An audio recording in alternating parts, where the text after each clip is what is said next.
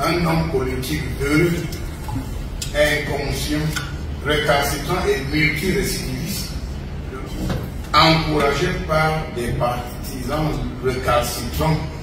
Ce responsable politique avait décidé de boycotter le double scrutin de février 2020.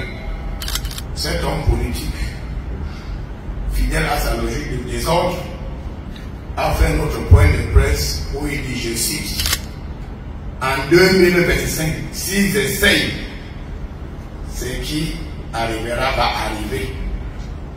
Tout va se gâter et les survivants vont arranger le pays. En 2025, s'ils essayent, ça prendra ce que ça prendra. Les survivants arrangeront le pays. Cet homme politique mène une cabale injustifiée contre les camps. Son but étant de discréditer cet organe indépendant chargé d'organiser le scrutin présidentiel. Plus grave, il appelle ses partisans à la révolte populaire si le scrutin n'est pas organisé à son goût. Je voudrais dire clairement à ce politicien d'arrêter, car trop, c'est trop. Quand Paul Atanga-Ndji parle, c'est un peu comme un boxeur qui monte sur le ring avec un micro à la place des gants. Il cogne avec les mots, il frappe avec les formules, il assène des uppercuts syntaxiques qui laissent l'auditoire groggy. Ce 4 mars 2025, dans la salle de conférence du Minat, il n'a pas failli à sa réputation. La voix grave, le regard perçant, il a tenu à recadrer l'opinion publique et surtout à menacer.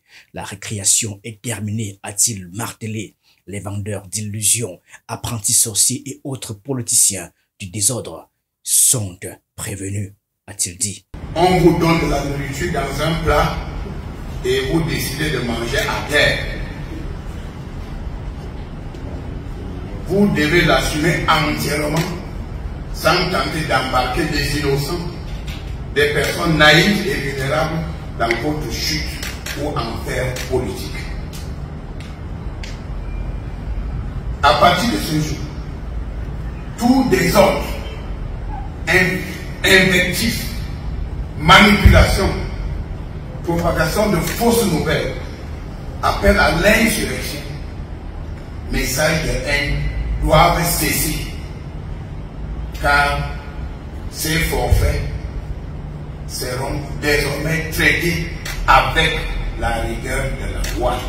En ligne de mire, Maurice Kamto, bien sûr, le patron du MRC et ses partisans coupables, selon Atanga-Ndji, d'entretenir une propagande toxique autour de l'élection présidentielle d'octobre prochain.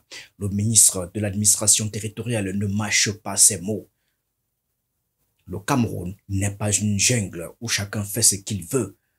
L'État veille, force restera à la loi sans la moindre complaisance. D'ailleurs, il a sorti la calculette. À l'ère des réseaux sociaux, la manipulation est amplifiée par 5000, l'appel à l'insurrection par 10 000. Les fauteurs de troubles sont prévenus. Quand on joue avec le feu, on finit par se brûler les doigts. La loi sera plus sévère pour la simple raison qu'avec les réseaux sociaux, le mensonge est aujourd'hui amplifié par 2000. La manipulation est amplifiée par 5000. L'appel à l'insurrection est amplifié par 10 000. Toutes choses inacceptables et intolérables dans un état de droit comme le Cameroun.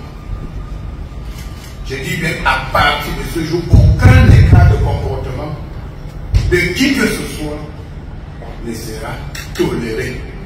En 2018, j'avais prévenu que celui qui prêche la haine, le désordre, le tribalisme, et dont les faits et gestes ont pour le but de défier l'autorité de l'État, va bientôt se retrouver au pays de si je savais.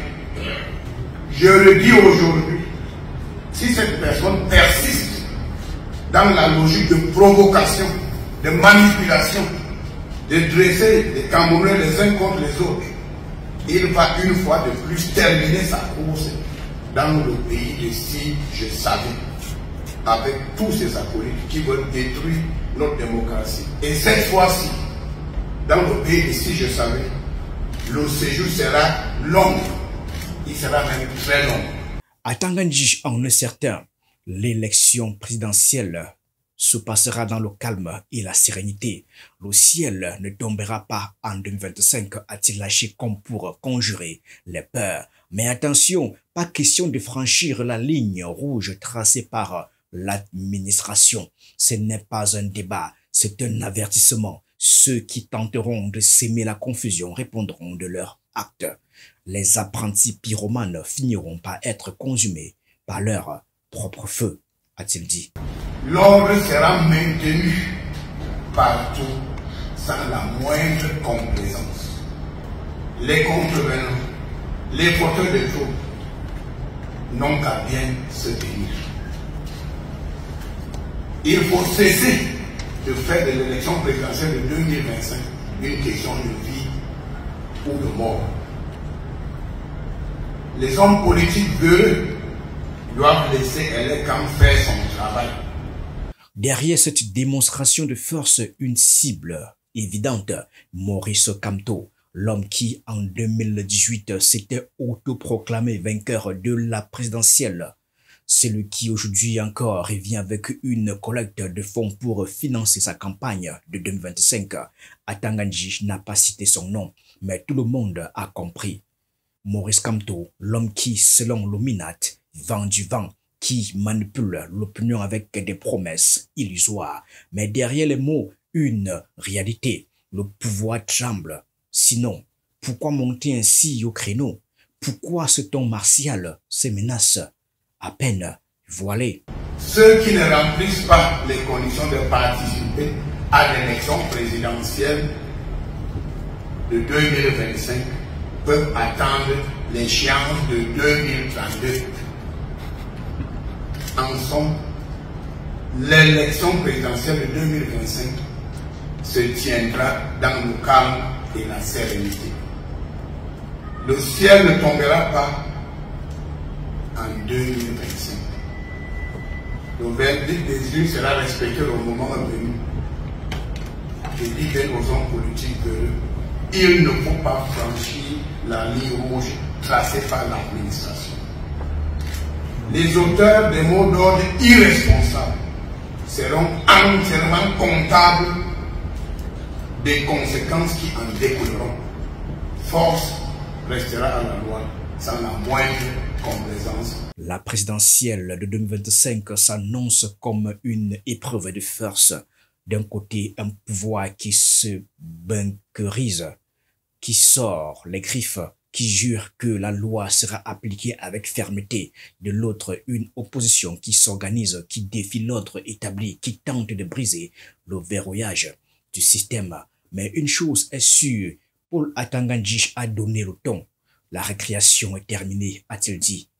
À voir si les Camerounais sont prêts à rentrer en classe.